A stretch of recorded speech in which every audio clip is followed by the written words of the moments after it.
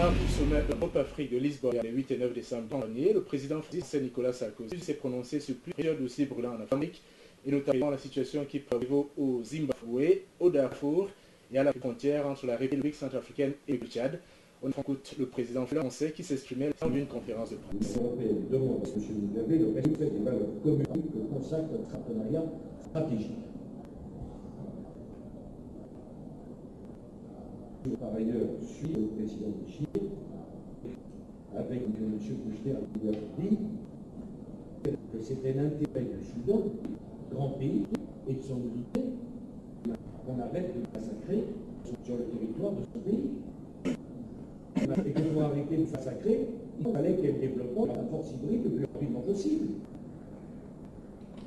Et que nous ne pouvions pas comprendre qu'il y ait une analyse divergente de l'intérêt commun à l'arrêt des conflits et des massacres sur le territoire du Soudan.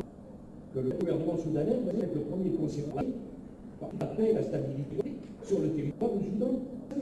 C'est ça que nous avons vu. Et donc, nous voulions le déploiement de la force hybride le plus rapidement possible. Il nous a répondu, le gouvernement soudanais était d'accord à la condition que cette force hybride soit composée d'abord par des soldats africains dans la limite de l'épuisement du quota proposé par le gouvernement africain. Nous avons fait voir qu'il y avait un problème de logistique, vous ne pouvez pas que des Africains, ce que le président du Chili a convenu. Voilà. Et on voudrait pas voir aussi que même si vous pouvez comprendre les préférences des Africains, que ce soit les Africains qui règlent le pays, il peut encore y avoir des Africains au Kosovo. Et donc des Européens en Afrique. C'est pas parce que je casse comme il y aura des Européens. On est dans un système colonial, il faut arrêter. Il faut regarder les choses calmement. Voilà. J'étais pour notre part heureux de contact. Il a été franc. Il n'a pas résolu tous les problèmes. Enfin, il y avait une tradition d'alliance pour le sud de la France. Ça compte. Par ailleurs, j'ai dit au président Bachir la préoccupation qui était la sienne de voir des attaques européennes, de déstabilisation du Tchad venant du Soudan.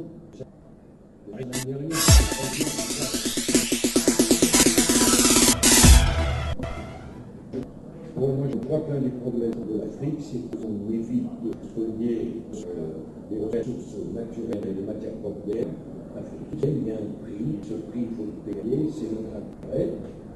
Je ne pense pas que tous les pays d'Afrique sont aujourd'hui prêts dans la situation économique d'accepter un libéralisme qui ferait en plus, avec les désordres militaires, ils ne pourront plus rien produire du tout. Je prends l'exemple du coton. Le Burkina Faso est devenu l'un des premiers producteurs de coton du continent africain, puisque le franc CFA est rapproché à l'euro, ils produisent donc en euros, ils vendent en zone dollar, comment voulez-vous qu'ils s'en sortent? Donc, un certain nombre de gens doivent comprendre que si on ne veut pas asphyxier les pays les plus pauvres d'Afrique, il faut garantir une transition, un chemin de transition, avant de les laisser totalement démunis de toute protection par rapport à un marché où la totalité des échanges ferait qu'ils ne pourraient pas s'en sortir. Moi, je suis ceux qui pensent que le prix du café, par exemple, ça ne doit pas se régler par 10 brokers à Londres ou à New York. C'est tout notre intérêt que ces pays-là puissent vivre un minimum de matières premières. Voilà. C'est freiner, soi-disant, le prix du marché, est en plus très hypocrite, car ce n'est pas le coût du marché, puisque c'est manipulation d'un certain nombre d'opérateurs avec des mouvements spéculatifs que chacun connaît. Donc, voilà. Je suis pour la mondialisation, je suis pour la liberté, mais je ne suis pas pour la spoliation d'un pays qui, par ailleurs, n'ont pas rien. Une fois qu'on les aura condamnés pour la plus extrême pauvreté, comment on prend? On va pas faire avancer les choses. Enfin, ça, c'est un débat avec des amis Mendelssohn, très intéressant, amis, passionnants, Et encore, je ne veux pas dire que je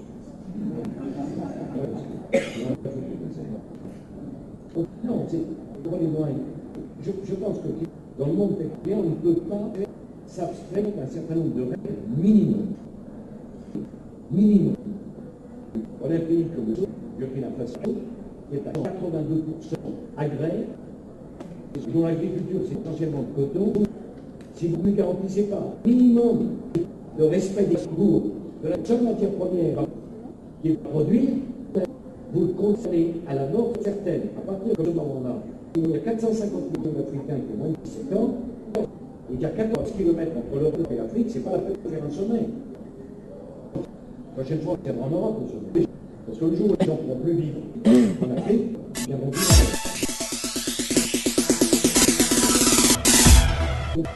Le moins qu'on puisse dire, c'est que la région est poreuse. Donc, déjà, quand on sait d'où ça vient, c'est pas mal. Quant à savoir exactement qui c'est encore plus compliqué.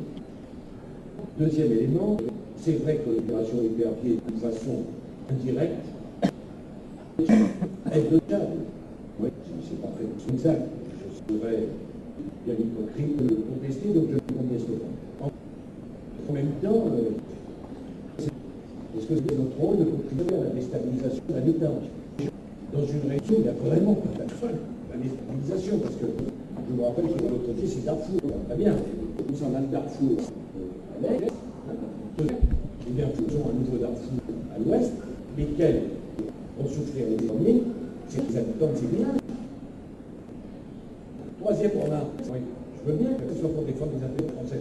Par exemple, plus pour en faire une force européenne.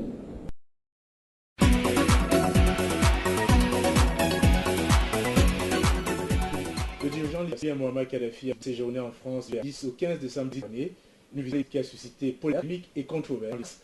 Le dirigeant libyen n'a pas raté l'occasion de faire la leçon à ses hôtes français, notamment en matière de droits de l'homme. La visite débutait par le coup de gueule de Ramayad, la secrétaire d'État aux droits de l'homme dans le quotidien français Le Parisien. Par d'autres pays n'est pas un paillasson sur lequel un dirigeant terroriste ou non peut venir s'essuyer les pieds du sang de ses forfaits, déclarait-elle, avant d'être sèchement rappelée à l'ordre par les ténors de son parti l'UMP, mais elle recevait tout de même le soutien public de son mentor, le président Nicolas Sarkozy. Installé à la résidence Marigny, tout près du palais de l'Élysée, Mohamed Kadhafi y a installé sa tente de bédouins sous une pluie de critiques, notamment des dirigeants socialistes. En marge du programme officiel, il a fait de rendez-vous et d'entretiens avec des dirigeants politiques et des responsables économiques français. Le numéro 1 libyen a aussi multiplié les rencontres informelles avec différents groupes issus notamment des populations africaines vivant en Europe. L'une de ces rencontres s'est déroulée à l'UNESCO, où Kadhafi a reçu au deuxième jour de sa visite un millier de personnes d'origine africaine, tout devant un auditoire tout acquis à sa cause. Le colonel Kadhafi n'a pas manqué d'ironiser sur la question des droits de l'homme.